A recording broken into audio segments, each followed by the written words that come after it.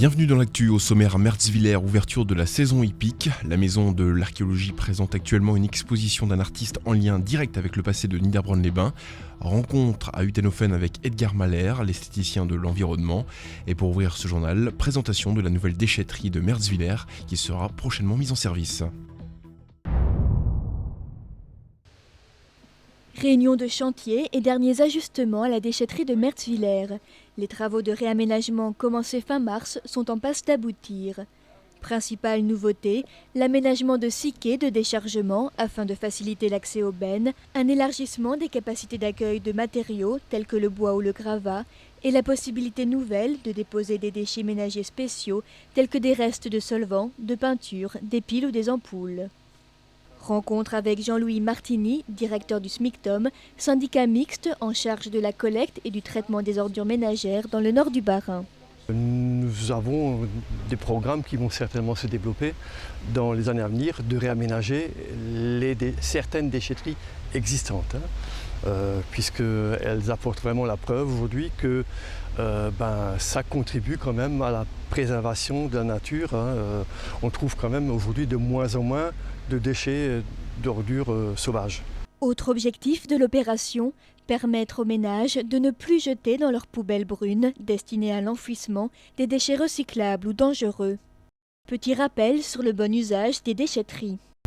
Nous observons depuis la mise en œuvre d'une collecte avec comptage des levées des bacs pour la collecte des ordures ménagères résiduelles, des gens qui veulent un peu contourner l'opération en voulant faire des économies sur la redevance et nous amènent des ordures ménagères en déchetterie.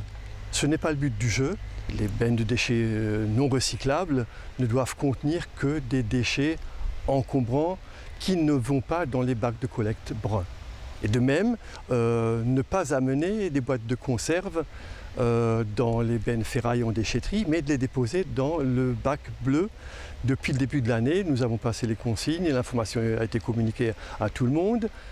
Le Grenelle de l'environnement prévoit d'ici 2012 une réduction de 15% de déchets enfouis ou incinérés. Dans ce cadre et pour l'avenir de notre planète, le SMICTOM appelle à l'implication de tous les citoyens à faire l'effort du tri sélectif. Alors que la rentrée est bel et bien entamée dans les écoles, ce sont aux clubs sportifs de faire la leur. Parmi les derniers nés sur la communauté de communes, le centre équestre de Mertzwiller. Amoureux des chevaux, Arnaud Zimmer s'est lancé dans l'aventure en 2006. Petite entreprise familiale, le club est passé en moins de 4 ans de 20 à 120 licenciés. Une augmentation qui a nécessité pour cette rentrée de nouveaux équipements. La cavalerie, cette année, s'est agrandie encore et encore des nouveaux inscrits au mois de septembre. Et donc forcément, il faut plus de poneys. Donc cette année, la nouveauté, c'est des tout nouveaux box poneys. Et toujours pareil, comme le système qui est derrière moi, les box paddock, pour qu'ils aient accès à l'extérieur et qu'ils ne restent pas enfermés 24/24 dans leur box. Activité sportive alliant maîtrise de soi, détente et sensation, l'équitation semble faire de plus en plus d'adeptes, et notamment auprès des enfants et adolescents. Des grands cercles, comme si on voulait toucher le ciel avec sa main, comme si on voulait toucher le poney qui est derrière. Principalement orienté vers l'enseignement tout niveau et le tourisme équestre, le club organise le 20 septembre prochain des portes ouvertes. C'est Séverine Deviane, monitrice, qui en a concocté le programme. On aura des concours internes qui est ouvert aux cavaliers extérieurs. On a un équifun le matin, poney et chevaux, donc qui va être des jeux avec la maniabilité qui va être chronométrée. Et l'après-midi, on va faire un CSO interne qui est un concours de saut d'obstacles avec nos cavaliers du club. On aura des baptêmes poney gratuits toute l'après-midi et on tarte flambée à partir de 16h avec petits buvettes sur place sur toute la journée. Une rentrée placée sous le signe du cheval du côté de Mertzwiller. Rien qu'à l'évocation de l'intitulé de l'exposition, Adolphe Mali, mon ami Monsieur Roupert, le mélange entre tradition archéologique et tradition artistique semble clairement affiché. Avec cette exposition, la maison de l'archéologie à Niederbronn-les-Bains aborde pour la première fois et à première vue une thématique bien différente de l'archéologie. Et pourtant, un lien fort rassemble le musée à celui de l'artiste Jean Roupert. Il s'agit d'Adolphe Mali, le président fondateur de la Société niederbronnoise d'histoire et d'archéologie en 1928. Adolphe Mali, qui est un universitaire quand même de renom, a voué une admiration totale pour Jean Roupert. Et donc Jean Roupert venait tous les années entre deux guerres, tous les ans, il venait à Niederbronn et il arrêtait, il visitait les sites avec le club vosgien, puisqu'Adolphe Mali l'avait donc fait membre du club vosgien dont il s'occupait lui-même.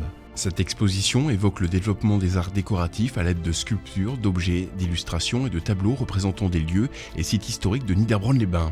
Un travail réalisé par un artiste né en 1887 dans la région de Nancy et qui, dès l'âge de 14 ans, manifeste des dons certains pour le dessin. Souvenez-vous de Roupert, il est venu, il s'est intéressé, il a admiré votre région et il a passé plusieurs années à Niederbronn. Donc souvenez-vous de ce personnage qui d'ailleurs a une cote tout à fait certaine en tant qu'artiste.